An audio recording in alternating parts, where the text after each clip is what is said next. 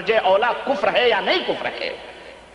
اب اگر کوئی کہے کہ یہ تو نماز پڑھتے ہیں، روزے رکھتے ہیں، حج کرتے ہیں، تو میں یہی کہوں گا کہ قبیلے بنو حنیفہ کے لوگ بھی نماز پڑھتے تھے، اذانیں دیتے تھے، روزے رکھتے تھے، حج کرتے تھے، زکوٰۃ دیتے تھے، نبی کے پیچھے انہوں نے نمازیں پڑھی تھی، نبی کے ہاتھوں پہ انہوں نے بیعت کی تھی۔ اس کے باوجود بھی ایک شخص کو نبی کے مقابلے میں کھڑا کرنے کا انہوں نے جرم کیا تھا، جس کی سزا انہیں صحابہ کرام رضوان اللہ علیہم اجمعین نے یہ دی تھی کہ ان سے جہاد کیا تھا۔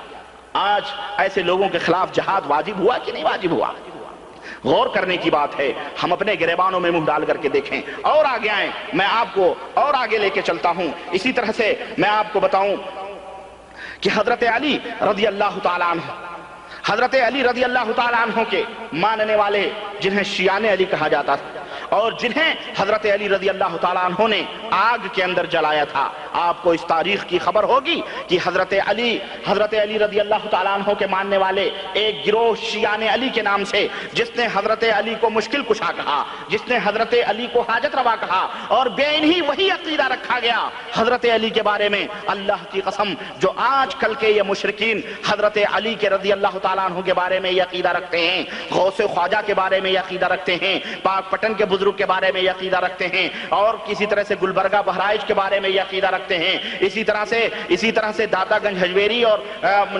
نظام الدین اور چراغ دہلوی کے بارے میں یہ عقیدے رکھتے ہیں۔ بین ہی یہی عقیدے ان لوگوں نے رکھے تھے جو حضرت علی کے پیچھے نماز پڑھتے تھے، حضرت علی رضی اللہ تعالیٰ عنہ کے ہاتھوں پہ بیعت کیا تھا، حضرت علی کے ساتھ روزے رکھتے تھے، حضرت علی کے ساتھ حج کرتے تھے، زکوٰۃ دیتے تھے، اور تو اور ہے اس دور کے صحابہ کرام رضوان اللہ علیہم اجمعین کے دربار میں پہنچ کر کے ان سے تعلیم بھی حاصل کی تھی انہوں نے۔ لیکن انہوں نے جرم کیا کیا تھا؟ انہوں نے جرم یہ کیا تھا کہ حضرت علی کو رب بنا لیا تھا، حضرت علی کو الوہیت کے مقام پہ رکھا تھا، حضرت علی کو مشکل کشا سمجھتے تھے، حضرت علی کو حاجت روا سمجھتے تھے۔ وہ یہ عقیدہ رکھتے تھے کہ علی کو کسی بھی مصیبت میں پکارو، وہ ہماری مشکل کشائی کے لیے حاضر ہو جاتے ہیں، وہ ہماری حاجتوں کو پوری کرتے ہیں۔ وہ زندہ تھے، حضرت علی زندہ تھے، اور ان کی زندگی میں کچھ لوگوں نے، ان کے عاشقوں نے یہ عقیدہ رکھا، تو حضرت علی رضی اللہ تعالیٰ عنہ نے ان کا حشر کیا کیا؟ تاریخ کے پنے اٹھا کے دیکھو،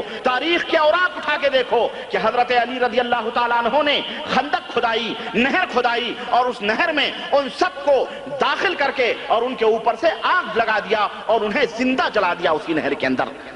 آپ غور کرو مسلمانوں کہ آج یہی عقیدہ اگر نبی رحمت صلی اللہ علیہ وسلم کی امت کی کوئی جماعت، کوئی گروہ، کوئی ٹولی اگر بین ہی وہی عقیدہ رکھتی ہے تو بتاؤ اس کا حشر کیا ہونا چاہیے تھا؟ اللہ کی قسم، آج اگر صحابہ کرام ہوتے تو یہ قبر کے پرست اور قبر پجاری، قبروں کی پوجا کرنے والے، یہ ان کی نظروں میں اللہ کی قسم ایمان اور اسلام کا مقام نہ حاصل کر سکتے، انہیں صحابہ کرام قتل کر دیتے، بلکہ ان سے جہاد کو واجب اور فرض قرار دیتے۔ ہے حقیقت کہ نہیں حقیقت ہے؟ یہ تاریخی حوالہ کوئی غلط کر سکتا ہے؟ آج کہا جاتا ہے دیواروں کے اوپر، دروازوں کے اوپر، تعویذوں کے اوپر باقاعدہ یہ سجادہ نشین، یہ اپنے آپ کو ولی کہلانے والے لوگ، پیر، لکھتے ہیں لی خمستن اطفی بہا حر الوبا والحاتمہ المصطفیٰ والمرتضی وابناہما والفاطمہ، کہ میرے لیے مصیبتوں کو ٹالنے والے پانچ ہستیاں ہیں مصیبتوں کو ٹالنے والی، ایک مصطفیٰ ہیں، دوسرے مرتضی ہیں،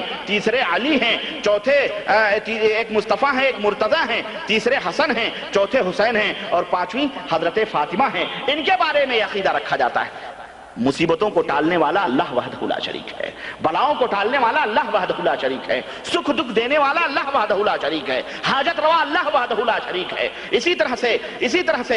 طرح سے لوگوں کو روزی دینے والا اللہ وحدہ لا شریک ہے۔ لیکن بربادی ہو ان کلمہ گو مشرکوں کی، جو کلمہ بھی پڑھتے ہیں لیکن غیروں کی چوکھٹوں پہ جا کے سر بھی جھکاتے ہیں، کلمہ بھی پڑھتے ہیں، حضرت علی کی دہائی دیتے ہیں، اور حد تو حد ہو گئی۔ میں وہ تصویر لانا بھول گیا، میرے پاس ایک تصویر ہے۔ پہلے زمانے کے جو مشرکین تھے وہ تو بیچارے پتھروں تراش کے، پتھروں کو کاٹ کے اور اسے حاجت روا سمجھتے تھے، اور آج کل کے زمانے کے مشرک ہیں، آج کل کاغذی خدا چل رہے ہیں، کاغذوں میں پرستش ہو رہی ہے، کاغذ میں تصویریں پیروں کی چھپ رہی ہیں، بزرگوں کی چھپ رہی ہیں۔ آپ نے دیکھا ہوگا کسی دکان میں، کسی کے گھر میں پانچوں پیر کی تصویریں لگی ہوئی ہوتی ہیں، دیکھا ہے کہ نہیں دیکھا ہے؟ ان کے بغل میں گنبد بھی بنے ہوئے ہوتے ہیں، یعنی زندہ ولی کی تصویریں انہوں نے پانچوں پیر کے نام سے لوگ تقسیم کرتے ہیں۔ ہمارے پاس ایک تصویر آئی ہوئی ہے جس میں آپ کو میں بتاؤں، ایک طرف حضرت علی رضی اللہ تعالیٰ عنہ کی تصویر اور ان کے سامنے دو شہزادے حسن حسین کی تصویر دے کر کے